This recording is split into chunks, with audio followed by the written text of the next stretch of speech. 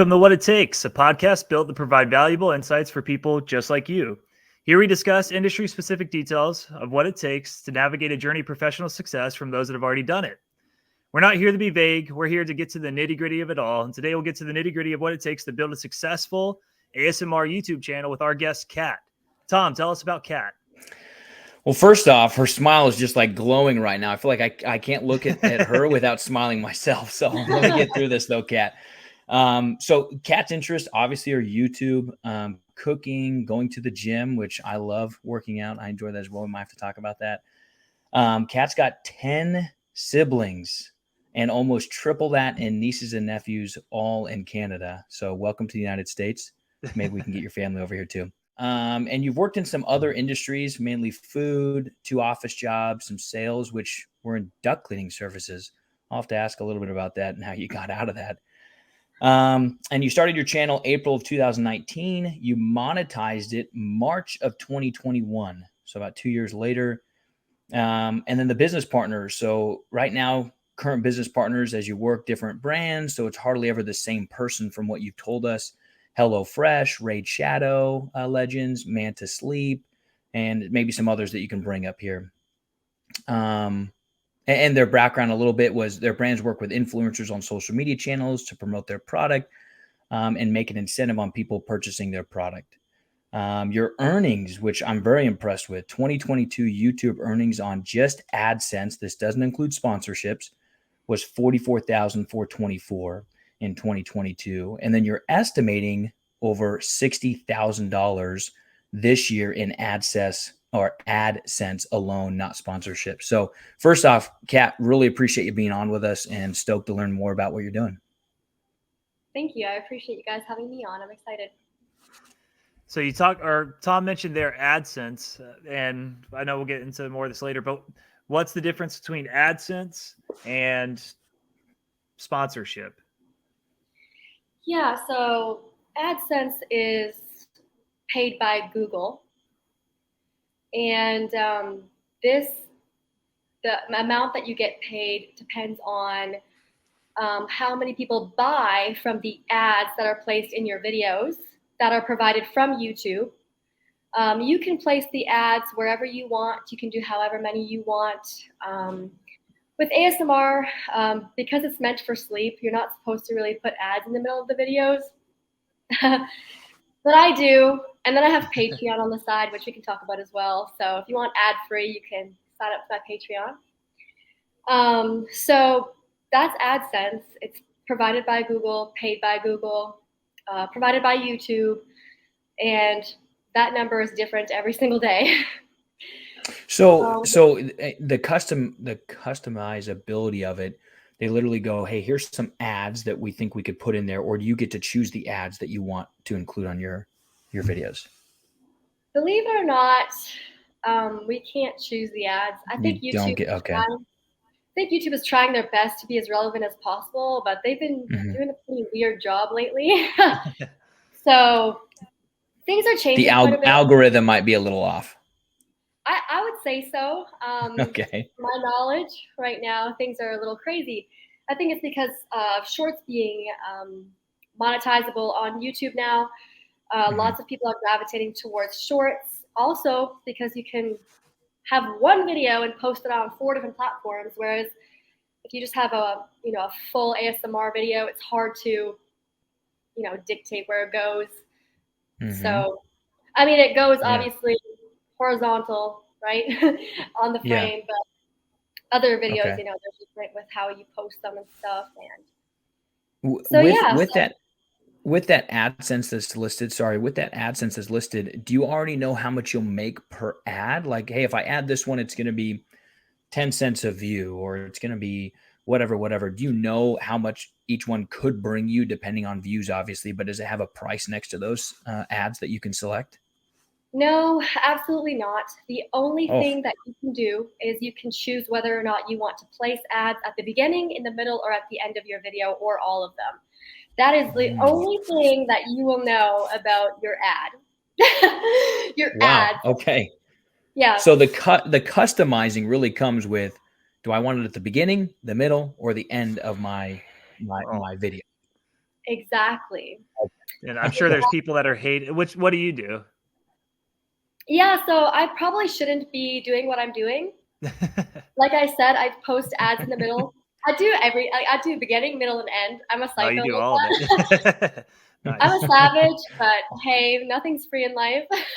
Well, let's rewind a little bit. Sorry, I had to ask that question in the beginning because that was on my mind. But let's go to your origin story. How did you end up in YouTube and why?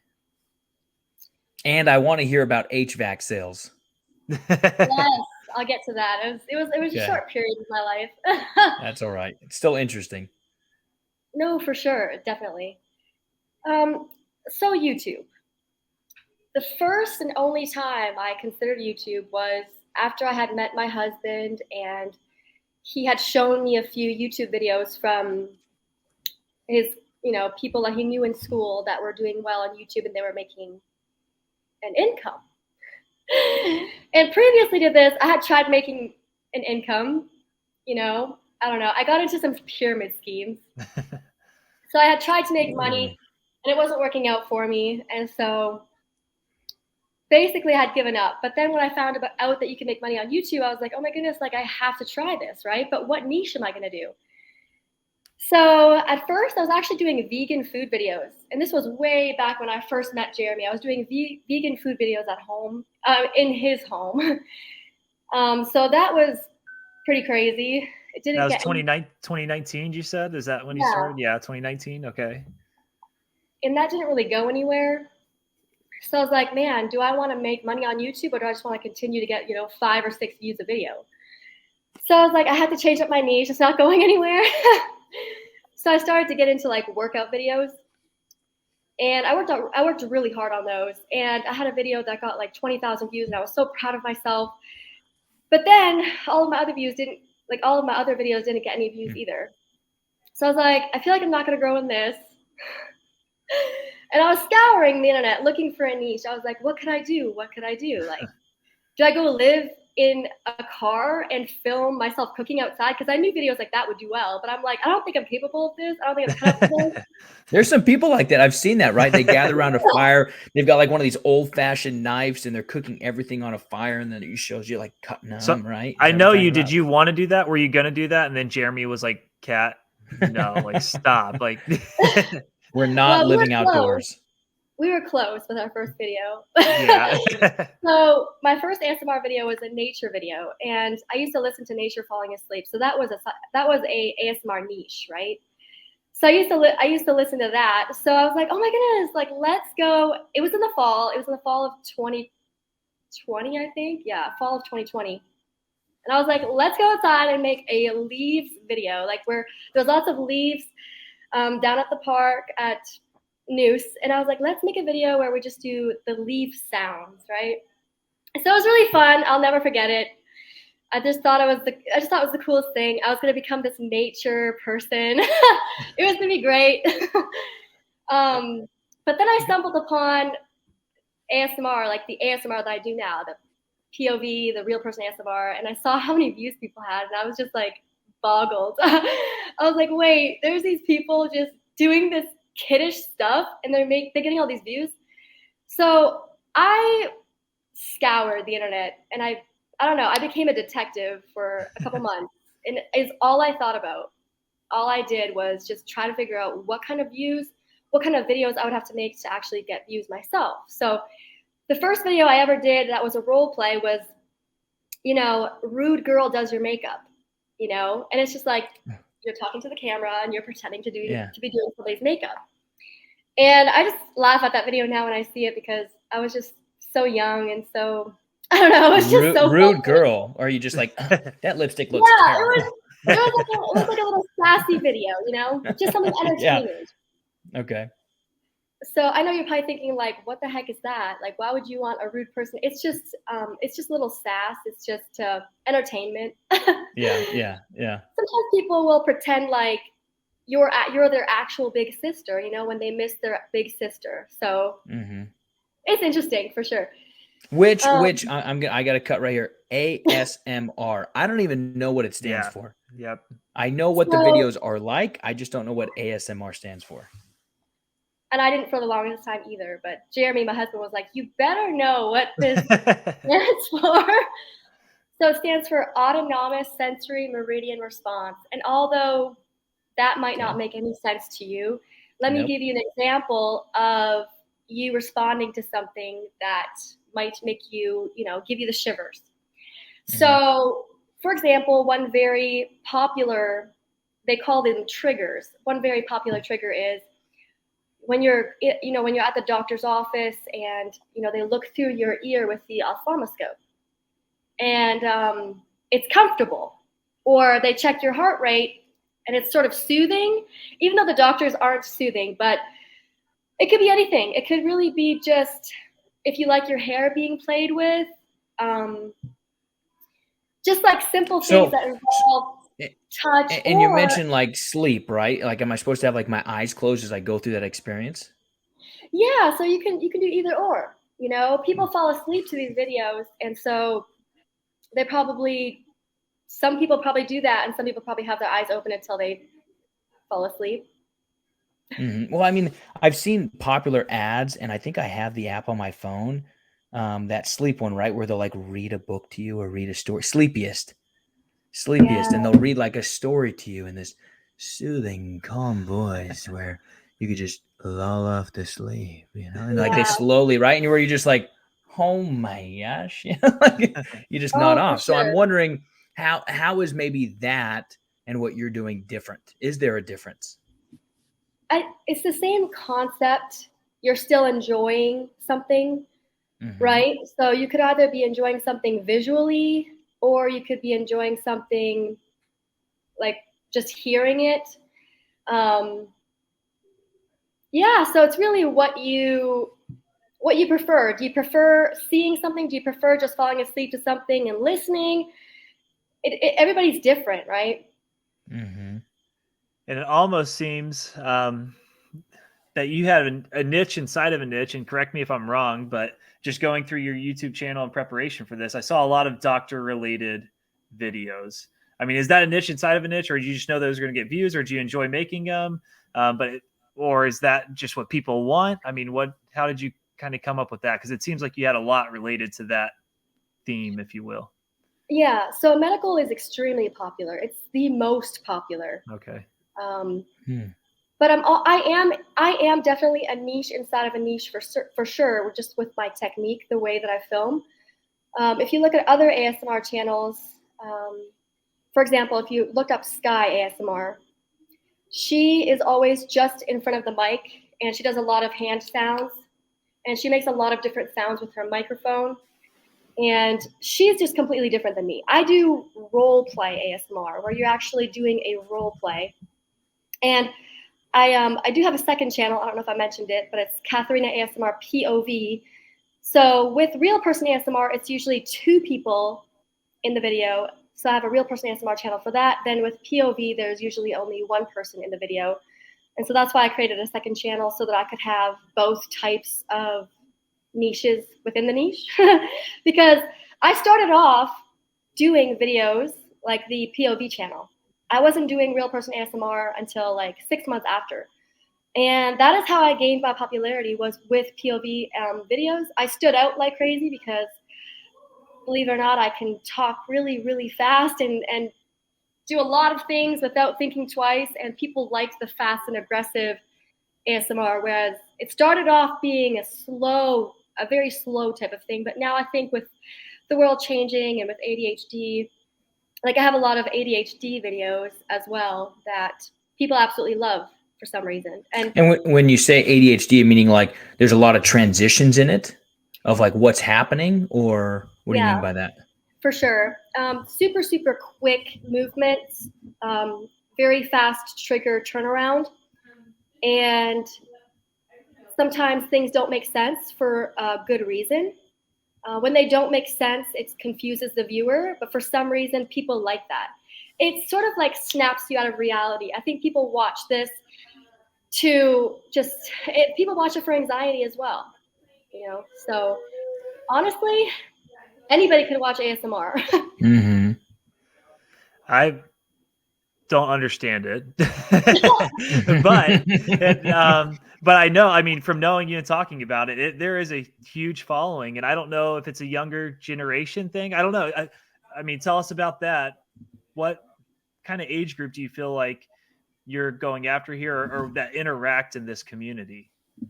So it ranges. I actually do have most of my viewers around, I think, age 25. Actually, no, it's younger. I think it's age 20 to like age 30. It's in between there somewhere. Okay. So it's a lot of people my age, and I think it's just people my age nowadays. They need something to, I don't know, keep them company, I guess. Well, I wonder sometimes too, right? And Keaton, you might be hitting the nail on the head here, that it's generational, that, you know, Kat, you're, I don't know, we're about the same age, maybe somewhere around there. But I think You're sometimes way that older. younger Yeah. generation, You just okay, offended her maybe I'm way greatly. older. Yeah. I'm sorry. I'm Well, 28. maybe You're no, we're Jeremy's around the age, same so age. We're within yeah. a decade of each other. It's not that. No, I'm only 28. Yeah. But, you know, 22, 23, 24-year-olds, they really grew up with cell phones, right? I mean, big time, Right. where there was less social interaction. So I think sometimes that POV or the dual, right, interaction, where maybe they're wanting that interaction without having to leave their home, maybe some high anxiety. I don't know. But it definitely sounds like you found a niche to work with, and you're getting some serious views. So I'm impressed. Yes. Yeah. Let's talk about that for a second. So you have on your main channel, or your, I don't know what you call it, your priority channel, whatever. You have, is it 100 or how many followers do you have on there? Or sorry, yeah, subscribers. I mean, in YouTube. So my subscribers on my main channel right now are 124,000 subscribers, and my second channel, I think it's like 27,000 subscribers. Okay. And then when did you start? How long ago did you start your second channel? Oh no, that's 28. My second channel was started, I think, 9 months ago. Okay. So how long? So 120, that's pretty impressive. 130, almost 1,000 followers. And then I saw somewhere where it had views on your main channel, and it was like 26 million or close to 26 million views or something like that. So you're getting some total views with all your channels combined. Mm-hmm. Yeah. So that's pretty incredible. How long did it take to really start seeing that? And you talked about the grind and the grit, and we've had that. That's definitely been a theme of the show, and we've seen it we've interviewed people from all different walks of life so far, and they're all successful in what they do. But one constant has been, it didn't happen right away. It was not an overnight success. Mm-hmm. And you talked about having to pivot a couple of times. You were vegan food, exercise. What helped you not be discouraged and to keep pushing and to find something? And when did you start finally seeing some views come in? Okay, what helped me to keep pushing? So I think my determination to succeed was just above and beyond. Like, I was obsessed, you know? All I wanted really at the beginning was just to prove to myself that I could make money on YouTube. That was all I really never, ever truly would have thought I would be where I am today. You know, I just wanted to make money. I was like, I can do this, you know? And I knew other people were doing it, and I said, there has to be a way for me, and there will be. And I could only dream of relying on YouTube. I only dreamt of that then. I was like, that would never happen for me. Where I am today, I never would have thought, right? But at that time, you know, my husband was working a lot, and I had time on my hands. I had so much time on my hands. You know, I had the 9-to-5 job, but after that, all I did was YouTube. I would research everything and anything. And I just wanted to get monetized. And monetization means that you're eligible to earn money when you post a video. So I'm a very determined person. When I want something, I'll go for it. So for me, it was just knowing that it was possible. You know, I just knew it was possible, so I just couldn't stop. What was the bar when you started? Because I know this can change sometimes with YouTube. What was the bar to get monetized? Like, what are the metrics in order for a YouTube channel to get monetized? It's been the same for a while. It's 1,000 hours of watch time. Mm-hmm. And No, sorry, 1,000 subscribers and 4,000 hours of watch time. And you can actually see if you have a YouTube channel before you're monetized, how close you are to monetization. There's like a bar that shows you One of how these like far little you wheels are. of like your. Yes, you guys should Nice. have one. Have you We seen do. those? I'm pulling it up. Yeah. Yeah, we got a YouTube channel. we Where's got a our long- bar? I think our bar got- is right here. we're on empty. Yeah, we got a long way to go, but we're growing. We're ambitious too. We have 30 hours. Kat, we just need people like you to give us a shout out. That's about it. Or can you just watch our video? 3,000 1 hour video. times. Yeah, 1,000 days in a row. Just spend an hour watching ours. I could definitely give you a shout out for sure. Well- It's crazy because you'd be shocked at how much people support, Yeah, I think there's a lot of weight behind supporting other people in the ventures that they go after. And I would hope that when you started, not only was your own grit behind it, but hopefully you had some support from family, from friends. Did you? Or were they all like, dude, Kat, get out. We ain't watching on your ASMRs. You need to go back to your day job, right? Anybody like that? I think my sister denies this now because Of course she does. Now Now she's you're proud. a success. Now she's proud. But I swear she told me that I was crazy and that no one would want to watch what I was doing. And what do you know? Were there moments though when you're laying down in bed, you've done about 15 hours of videos and you're like, I think I have 2 views. Am I doing it right? Should I? Were there any moments did you have moments of doubt? Of course, but I can't even remember having too much of that because honestly, once I was getting 100 views, 200 views, and then all of a sudden 300, and then a couple months later it was 1,000, 2,000. I still remember how I felt when my first video was blowing up. And when I mean blowing up, I mean getting 3,000 views within a week. That was a lot. So I was like, this is gonna happen for me. I just gotta keep going. And so I didn't even think. I just did. Believe it or not. You just I don't acted. know. I don't know why. I don't know how. But I did have other YouTube friends that I was talking to, and they were a huge motivation for me because they would tell me how much money they were making. They would literally show me, and I was just in awe of it. And I just had to keep going. And then it followed up with just a bunch of collaborations, which boosted me like crazy, and it was just awesome. Well, going back to hold on, Keaton, because I'm going to make this point because I'm telling you what, I've been impressed by everybody we've had on because they've talked about a few things. Obsessiveness. You mentioned that you were so obsessed you became a detective and just researched YouTube. I think some people might see being obsessed with something as bad, but it can drive you towards success, right? You were so obsessed with YouTube that you almost had tunnel vision. I'm sure sometimes Jeremy was coming home going like, hey, Kat, are we going to watch a movie? Netflix? Anything? And you're like, whoa, hold on. I got to get this done first, right? Boom. And you just zone in. And when you are so laser focused, I think success is just right over the horizon, right? For sure. And I think it also had to do with me assessing my current situations where my workout videos or my vegan food videos, I just knew they weren't going to get anywhere. I don't know why I knew that. I don't know how I knew that, but I just knew. And I knew it was because I wasn't getting more than like 5 views a video, and I was working really, really, really hard. And I said to myself, I cannot be working this hard for just this many views. There's no way. I'm going to try something else. So. Yeah, we've seen that same principle, and the being able to have the wherewithal to pivot, I think is really difficult because Tom and I we started working together 4 years ago, and I don't know how many, we've had a million ideas. We've carried out, I don't know, like 10 ideas. We're that guy with a basketball in the middle of the court where we just picked up the ball a little too early, and now we just pivot and can't find anybody who's open. Pivot. But yeah, we've continued to do that. But I think we've done a good job or an okay enough job to be like, okay, we either don't have the time, we don't have the money, or there's something we're missing that's not going to make that successful. Just like you were saying with your vegan workout videos, like we just knew, we're like, okay, instead of just keep beating this dead horse, let's pivot and look for something else. And to some people, that looks really crazy. And I know my own family, they're like, what you're doing a podcast now? Where do you have the time? You're starting this business now. Like, where do you have the time?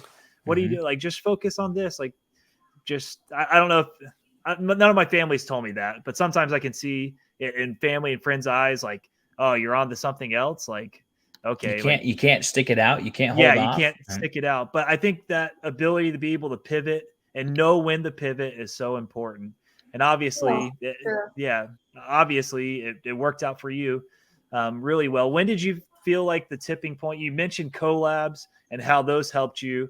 Do you feel like that was the tipping point to really start racking up the views, or was there a strategy, or did you just keep pushing and eventually it happened? So I started off my first channel with POV only. There was nobody else in it. Then I had a real person ASMR creator message me, and she was like, "Hey, would you like to collab?" And so I had already been dabbling with the idea of, I think I had already done a few real person ASMR videos on that channel, and I was excited about that because you actually make more money. Because the videos are long. They can be up to 45, 50 minutes long, and no one cares. Everyone's happy. Nobody cares. They're just like, more time. I'm an hour into this, 10 more minutes, maybe 15. I could see another 60. I love that. But for some reason, when you collab and do it with a second person, it all of a sudden increases monetization or just viewership? It increased everything. So before that, I was doing like 1 minute videos, 3 minute videos. I could only put one ad in. So I wasn't making as much money as the real person ASMR creators. Mm-hmm. So the first person that I collabed with was Mad P ASMR. And we did like 10 videos over a weekend in Ohio. We met in Ohio. Yeah, it was crazy. Her kids 10 videos in a weekend. Yeah, 10 videos. That's crazy. I've done more than that with my other friend. So yeah, we did a lot of videos, and that was good for a couple months for me. And it helped with my views, it helped with my revenue. And then I met her cousin, which I've been collabing with her quite a bit. She lives in Herndon, Virginia. And me and her collabed like 3 times last year. Every time we collabed, we just blew up even more. Yeah. Now, when you collab, I know we're kind of just using the word, right? Is that niche or nick of doing something? But did you guys get together for like 10 videos, or is this just on one single video? Hey, we collabed, we got together for one video. Or is this, no, we flew out together, spent 2 days and just plowed out some videos? So I would drive, which was 4.5 hours one way over the weekend, and I still had my job. So I would have weeks where I wouldn't stop, you know. And when I would go there, it would literally be, I would drive after work at 5. I would leave at 5. I'd be there at 9:30. That'd be Friday night, right? Mm-hmm. Sometimes we would film a video then before we'd go to bed, or 2. Then on Saturday we would wake up and we would do as many videos as we possibly could. We would literally do videos until 1 a.m. And the same thing on Sunday. And I would take Mondays off sometimes at my job, and I would come home on the Monday. But I think there was one weekend where I didn't. I think I came home on that Sunday, and I almost lost my mind. It was a lot. I remember coming home and I was actually crying because it was just so much. And that was one of the reasons for why I ended up leaving my job, was because it was a lot, you know? Mm-hmm. No, it's a lot to juggle too. I mean, when you start seeing and tasting that success and you make the leap and the jump, which I wanted to ask, as you got started, was there special equipment that you needed? Were there certain microphones, or is it, hey, today, if somebody today you were giving advice to start ASMR, what is it that they need from a hardware standpoint? Really, you just need things around your house. And when I say that, I mean, if you're tapping on something, you can tap on your table, you can tap anywhere, you know? So it all depends on what kind of niche you're in. If you're in the type of niche that I'm in right now, it does take some, you got to have a few things.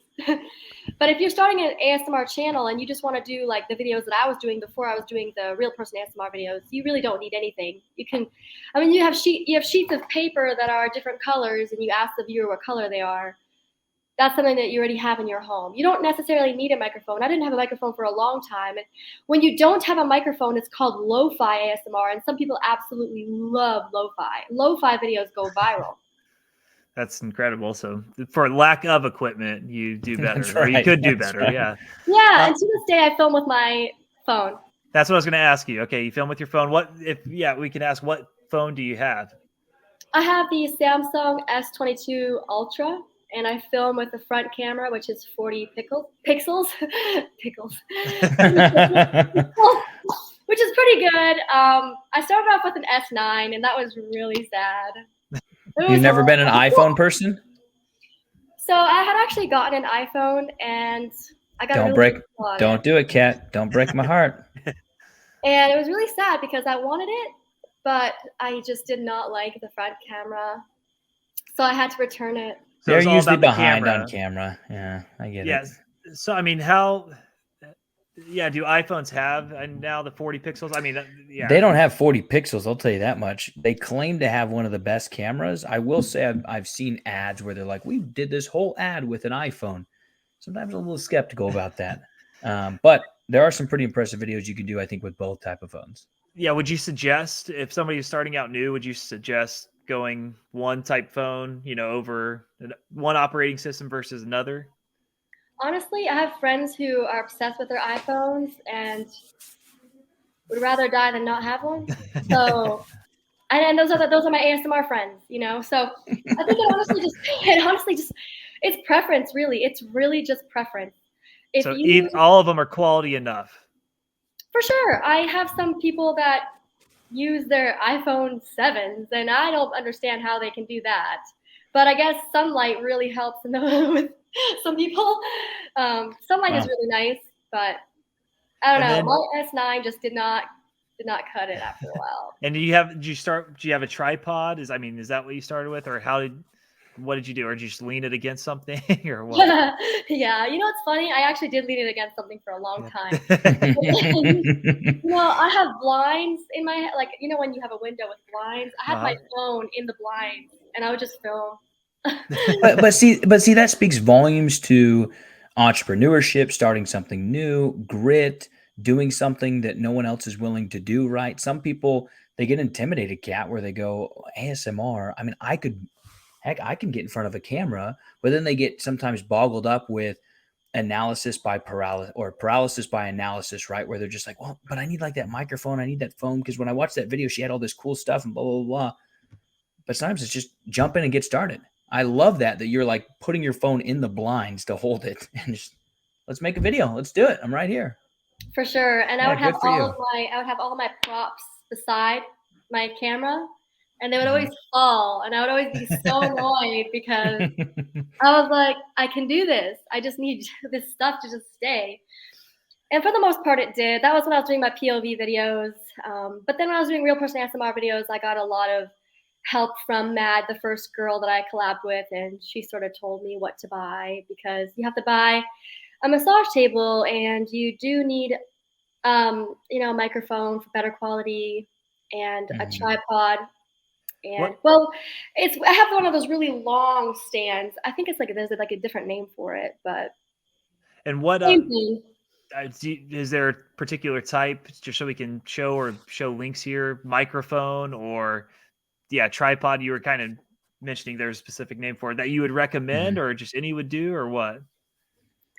So any would do. If you look on Amazon, you look for the 5-foot ones. Okay, 5 feet, yeah. Or even higher. Those are important because if you're standing, you want it to be at height level, right? Whereas a normal little tripod, you could put a normal little tripod somewhere and it could, on top of a desk or a chair. But usually that's too complicated. Yeah, it adds a whole level to it. We talked a little about hardware, but software, early on, I'm sure you didn't have editing software, but do you now? So get this. I do everything on my phone. I don't pay for it. Are we on a phone right now? Are you using your phone right now? No. This is a laptop. I was like, wow, I'm impressed. Yeah, this is my phone. No, I edit on my phone.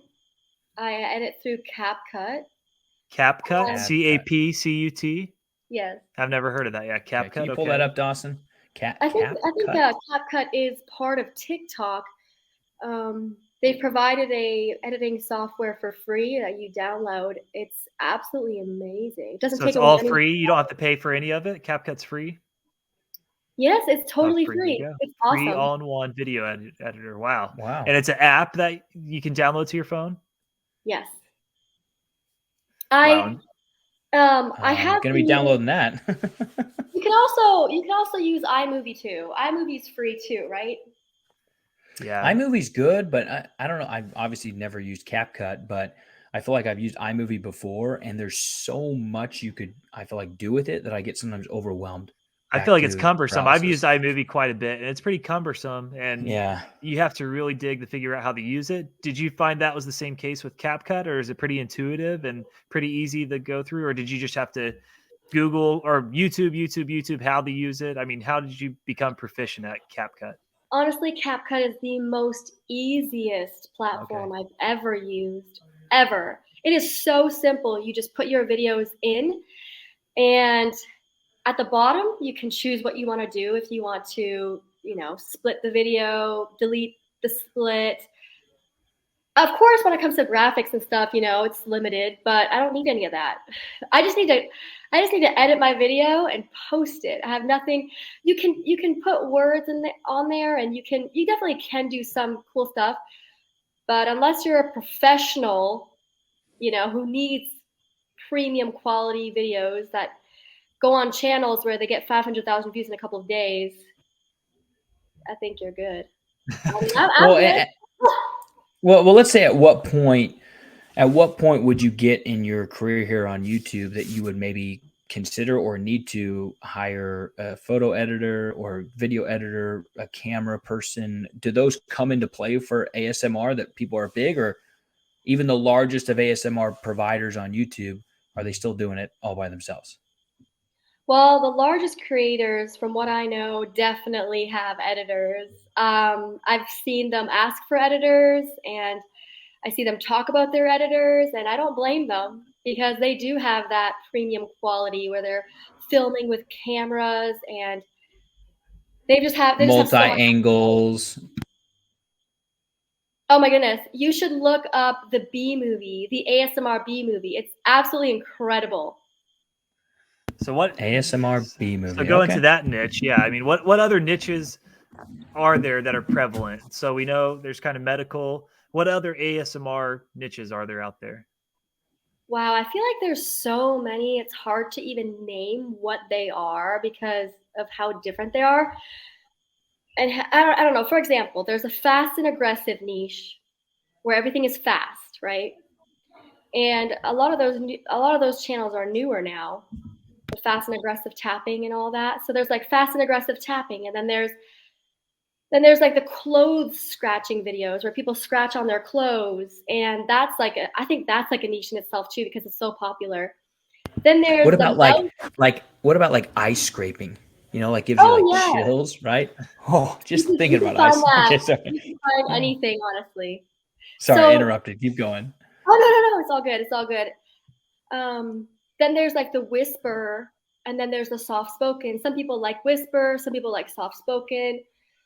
Then there's the people who like the role plays. And then there's the study with me for people who are in school, who are just sitting there. They have a video on. They just have someone to study with. And then there's I'm interested in what that sounds like. I have to ask, like, if I'm studying, I don't know if I want someone to like, hey, Tom, what's going on? Oh, I know. I used to take tests and I could hear other people's pencils writing. It would distract me so bad. Like now I know I should have had an IEP. I should have gotten tested they should have put me in a padded room and like this lighting, right? Because I heard that, and I took 3 SATs, and that's all I heard during the whole SAT was people writing in the background. I was so pissed with everybody around me. I was like, oh my gosh, like cut it out. And then Keaton got home. Keaton got home, and his mom was like, "Why'd you get a perfect score?" He's like, "I heard all that pencil scratching. Why'd you get I did a perfect score." But people apparently like that stuff. That's I don't know, comforting that there's other people there, maybe or that there's somebody there that they might trust. I don't know. I feel like that's the whole. Tell me if I'm wrong, Kat. Obviously, the whole purpose of ASMR is to give comfort, to have another presence there with you. Otherwise, you might be alone, and that loneliness might, I don't know, get your mind spinning and turn into something bad. And you need somebody there. I mean, is that kind of the purpose, to have a companionship? Definitely. I have a friend who just absolutely loves ASMR. She created a channel because of me. And she responds to ASMR with she just says that she just gets tingles, when she hears somebody whispering with a mic. She gets all these just tingles. She's just so relaxed. And I guess you could think of tingles as shivers. I think it's more of a shivery thing. I don't really know how to explain tingle. It sounds really weird, but it's more of a shiver, oh, it's so comforting. I don't know. I don't really experience ASMR as much as other people do that I know, but I've definitely gotten into it more and more now. I find it relaxes me a lot. It's hard to watch it though when you're a creator, because I watch it mainly to get ideas. Sure. Relaxed. Speaking of that, I wondered that. How do you get ideas for your videos? Honestly, I just look at other channels over and over and over again. I monitor probably about 15 to 20 channels in my brain almost every single day, where I go and look at their channel and see what video they've posted. And if it's doing well, I'll do the same thing. That's what I was asked. Do you copycat it? Do you alter it a little bit? Or, I mean, that's, I think, one of the greatest fallacies out there, and something me and Tom experienced when we started trying to work in business together. We thought the same thing. Like you said, what motivated you? Tom and I are like, we're not that smart, but we're smart enough. And we see these guys that we know or people we know doing really well. Like, we can do it too. But we felt like, I feel like in the beginning, we felt like we had to create something new, something that wasn't out there. But that's a fallacy. You can, I don't know if I want to say copycat, but you can mimic what's out there to be profitable. Definitely. That's exactly what you need to do. That's exactly what I've done, and I'm going to continue doing it, and everybody else does it too, where I'm from. Like, in the ASMR community, what you do, and you don't do the exact same thing, but once you know what your title and your thumbnail is going to be, the script sort of, boom, you're solid, you're good to go. And then if you feel like you've really, truly taken an idea from someone who created themselves, you just credit them in the video, and it's a win-win. You can just credit, you just put their name, credit. Awesome. Thanks. I just copied your entire video. There's Instagram accounts that have millions of followers, and none of their videos are theirs, right? And they have the little camera icon or logo, and it's at or the reaction ones, right? Where the video's next to them and they're reacting to it with you. Yeah. Right. I guess I have seen those. Which I guess is kind of a form of ASMR. Yeah. Yeah, which I think, is it? Reaction videos? It depends if you take it as ASMR or if you don't.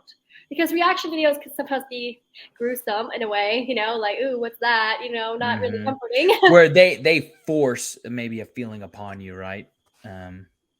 Which is ASMR. It's crazy what people like. It does get a little crazy. What's the most popular ASMR type?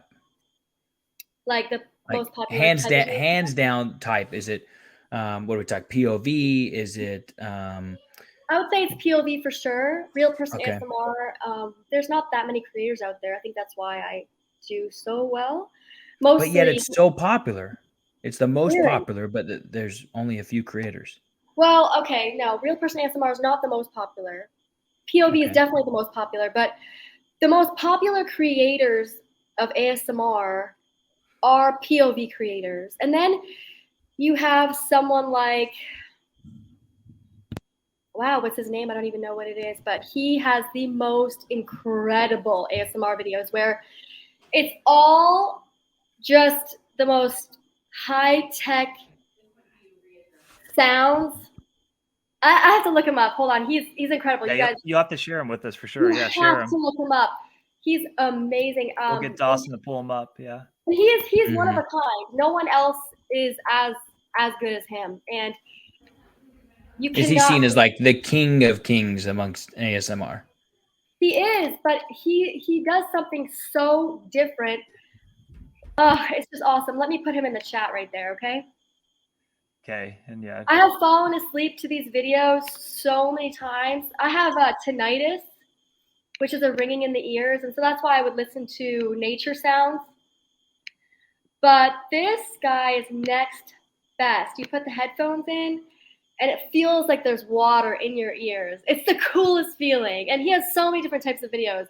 Sometimes it feels like there's toothpicks in your ears. It's so cool. Oh my gosh, that's all just sounds terrible. Oh, I love it. I can't believe people like it, but that just sounds like torture to me. But No, that, you have to listen to it. It's I will. I great. definitely will. And Dawson's pulling it up to show us. You need some big old headphones like this. Lay down, put them over your well, he's got ears, a cool and just. background. Let's see how many. He's got 2 point something. I can't see it. 2 point something million are followers. Wow, it looks like he puts a lot. 2.5. If those are real graphics, looks like he No, puts a ton into it. they're 100% real. All those things happen in the video. It's Wow. amazing.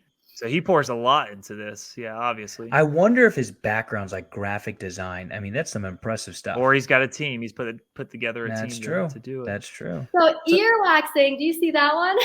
Yeah, that's again, this is all just stressful looking at all this, but Oh, Whoa, he's got like a mini face there. but so looking at this, do you have obviously you've grown a lot. It's been a journey. I love the story. We talk about what it takes, what it took for you. Obviously, I know personally what it took for you because we worked together in our 9 to 5, right? And I know on holiday weekends, you would take advantage and go do this, or you would take your paid time off and take a Monday off or a Friday off. And you weren't resting though. You weren't relaxing. You were out grinding, and no, that's what it takes. And we're finding that again, everywhere in every industry that we're talking to these successful people. But seeing that, is that something you want to get to? You've accomplished so much in these several years, or what is it? You said 2019. So yeah, it's going on 4 years, right? What is your end goal? So I think the end goal, I think it would be to just continue to grow on YouTube more and more. But I've seen that eventually you hit a cap with real person ASMR. And I don't think that I would ever make more than what I'm estimating to make next year. And so my goal is to, sounds crazy, but No, hit us. We're crazy. it's hard to talk about things when you haven't succeeded. Ready for the crazy. It's hard to say things when you haven't succeeded yet. But basically, I want YouTube to become a side hustle for me again. I want to actually start a business. And I already have a business with YouTube, right? But I just don't think that you can rely on YouTube forever. I've seen too many people just, I don't know, not continue to go. I think that there's only so much for me with ASMR. Okay. So that's why my goal isn't to, I think I would be naive to think that I could just rely on YouTube for the rest of my life. So really, what I would like to do is I want to start a company, and actually already did. But nice. It hasn't gone anywhere yet. So if I say it, you might think I'm crazy, but if it doesn't happen, if it doesn't follow through, then I just don't want to feel like a loser. Well, that's what Tom and I were talking about. Trust me, we know this because we're onto the net. We finally, after 4 years, almost like your YouTube channel. I don't know when you picked up pace quicker than us, and you left your full-time work. That's Tom and I's dream kind of since the beginning. And another friend of ours was to be able to go work full-time together, and whatever we started in this, and I don't know how many ventures we've had now, how many LLCs we have total. We have a ton of LLCs. We started a few LLCs in the last couple of weeks. So trust me, when we talk about crazy and feeling like every time I tell somebody, hey, we're starting this, they're like, oh my gosh, like I can feel the eye roll coming. But if I like that persistence and that grit is what it takes to be successful, whether that's in ASMR, whether that's in what you're thinking / already have started doing next. And Tom and being able to recognize, like you said, there is a cap maybe for you in ASMR. And there's a cap in certain things that we've done, and knowing when to pivot and then going and attacking that, being super aggressive, knowing what it takes, working weekends, working nights, in addition to your full-time job maybe, or taking that plunge into the unknown where you leave that full-time job, which I'm sure is really scary and we want to ask you about. But all of that is what it takes to be successful, and the key, and to ignore the haters, for lack of a better term, and to keep pushing on. And so I guess what I'm saying is, first of all, you already are obviously successful in ASMR and crazy. You're already crazy. Yeah, and crazy. And trust me, it takes one to know one. It takes crazy. It takes crazy to be successful. We're crazy. We're a little bit crazy, and what we're doing now is kind of blowing up. But people are thinking we're crazy for they get home and work till 11 at night, basically, and then wake up at 4 a.m, and we're at it again, and then we're at our full-time jobs, and so you know what it takes. And I guess I got on that long rant just to say you'll be successful, and if you don't, you'll know when to pivot and to keep pushing. And those are the people that really make it in life. Yeah, and I'll chime in here before, Kat, because I know you're going to tell us what this business is. I just know you are. But I wouldn't call it naivety and being naive, just because again, me and Keaton feel that sense of not wanting to hold still either and do something else, right? So you're what we call a true entrepreneur, right? You've started something, but I think about people like Elon Musk, right? Apple, others, they always go into something else, right? There's something else over the horizon. There's more. It's not just tackling the money, right? Just as much you said, I started YouTube because I wanted to make money. Really what it was you wanted your own thing, right? You wanted ownership over it to see yourself be successful. And now you're starting something else, and that's not bad. And I don't think it's greed. I think it's fulfillment, chasing that fulfillment. And you said there's a monetization cap with ASMR, but I think there's also maybe a fulfillment cap, and same with things that Tom and I have done, a fulfillment, self-fulfillment cap, and need to move on. Sorry, Tom, to cut you off. No, I was just going to say, I'm scooting up in my seat because I'm ready to hear what business this is, so that we can tell you that you're doing awesome and you're going to be successful. Yeah, for sure. And Keaton, you really couldn't have said it any better. Honestly, it's so true. I feel like I accomplished something that I wanted so bad, and I can't believe I actually accomplished it. And so this gives me a drive to something massive that I, once again, I was never nervous about YouTube or scared, but I'm definitely nervous about this one. So drum roll, please. ASMR, there you go. Right there you go. So I got my LLC for a cleaning company. My parents have had a cleaning company for years. They never had people working underneath them. They just always had me help, and they made really good money consistently, and they only worked a couple hours a day. And so I feel like this would be perfect for me. That's because they had 11. Did they have 10 children or 11 children total? 10. 11. So they had 10 total. Siblings. Yeah, that's 10. Okay. So yeah, 9 siblings. That's because they had a full workforce in the house, you know. They didn't have to work. Absolutely. Like, hey, go out and clean. Yeah, sorry to cut you off. Keep going. No, they definitely utilized us kids. They used us and abused us. No, I'm kidding. But so I've just been investing into mentorship and guidance and marketing. So that's a whole other thing that for a second I was like, maybe not. Maybe I will just not do it. It sounds hard, really hard. So I did create everything. I got everything I needed. I spent a lot of money into it. And then I'm usually not the type of person to think, I just do. But when you're really investing into something, like, it's scary. Like, YouTube was like hardly any investing. It was just boom, boom. Yeah, when boom. you're putting hard cash down to invest in something, it becomes real for sure. I mean, it tugs on your heart to go, am I really doing what's right? I'm $5,000 in, 10 grand in, 15, 20, 30, $50,000 into this thing. Can I turn back now? For sure. Right. That it's a whole new dynamic for me. It's completely different. So yeah, that's what I'm doing right now. But if you guys talk to me in the next year, I may be doing something else. You seem very excited though. You seem extremely excited about it. I am really excited about it. I just need someone's house to clean. No, I'm kidding. Well, I was gonna say to be and we haven't, and we're still kind of exploring this new. I don't know how in our latest venture. How long are we in it, Tom? It feels like we've been in it a year, but I think it's like a couple of weeks. We're working. If you ask my wife, it's been 5 years. Days. Yeah, but a couple of weeks. But the things will always need to be cleaned. Things will always need to be repaired. Things will, those are things out there that won't ever stop. So I feel very confident that soon, whether it's this venture, which I think you'll do really well with, or if you pivot to another venture and you see a better opportunity and you take it, we'll have you on the show in a year for what it takes to be whatever. Mm-hmm. And that would be pretty incredible. What's the name? What's the company name? So it's actually called, I actually have a website. Okay. It's called infinitecommercialcleaning.com. Dawson, pull that up. Infinitecommercialcleaning.com. No, Keaton, don't go telling anybody. I won't tell anybody. I'll tell you what, remember that bar, viewers, right here. There it is. Trust me. Oh yeah, how about that? I'll help you out. You help me out.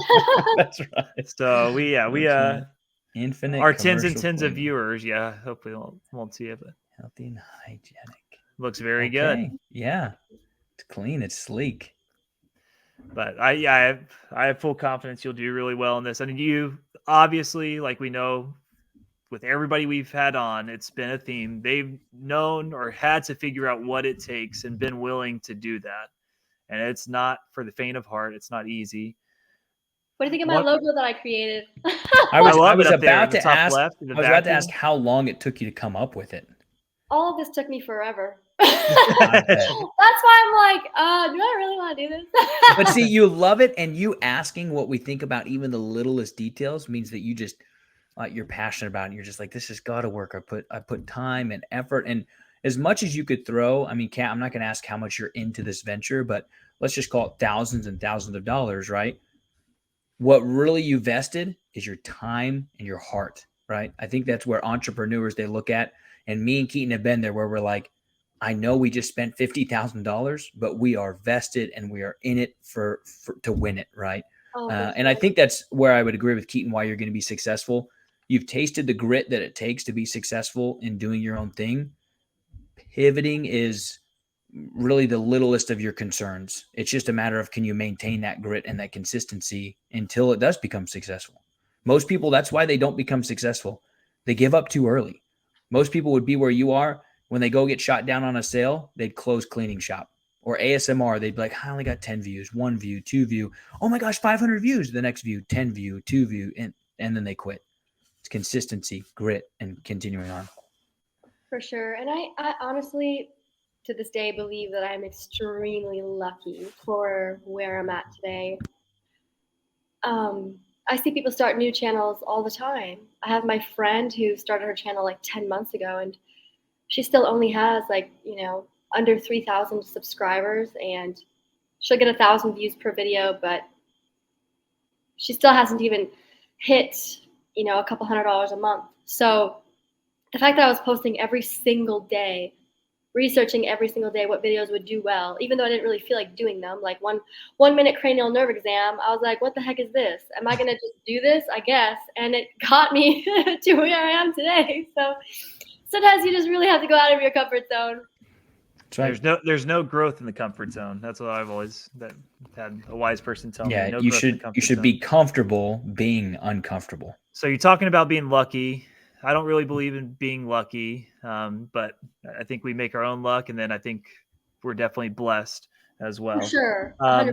Yeah, but you talked about how important these collaborations are, and you mentioned it. I want to wrap up, but I wanted to ask a couple more questions. And you mentioned it, that somebody reached out to you about, I don't know about a collaboration for the first time. Is that how it worked? Or were you constantly reaching out to people seeking mentor? You talked about your cleaning business. You're seeking mentorship. We know how important that is to have a well-versed mentor, but were you seeking out people, or did they come to you and you took the opportunity and ran with it? It was both, really. I would message creators on Instagram and say, hey, I love your videos. People would reach out to me and they would say, hey, do you want to be in one of our videos? There's different types of collaborations too, where a lot of people will come together. They'll film a video and it'll all go to the one creator who started the collaboration, and it'll go on their channel. Like, for example, if I wanted to, which I've done this before, if I wanted to do a collaboration on my channel where I would have just a bunch of people do like a 1-minute cranial nerve exam, they would email it to me. I would put it into just this big video, a compilation of other creators, and you could get lots and lots of views from that. And so there's people always reaching out. It's crazy. It's a really interesting community. No one, I mean, depending on who you are, but most people are extremely nice.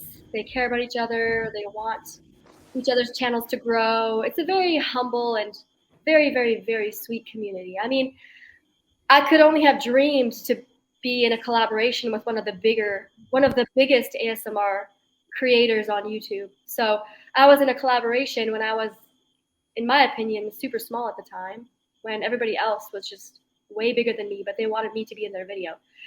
And so, the girl reached out to me for that. So you just never know. You just never know, right?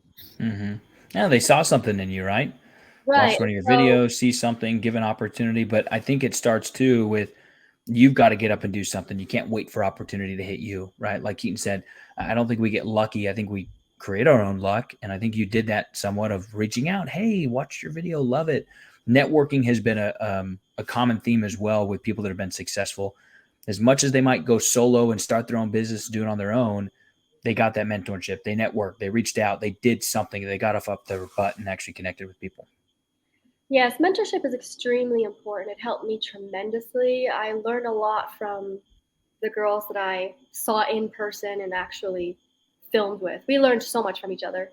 It's awesome, and you meet new people, and to this day, my only friends, because I'm moved here, my realest friends are the ones that I have filmed with, which is honestly so incredible. I talk to them every single day.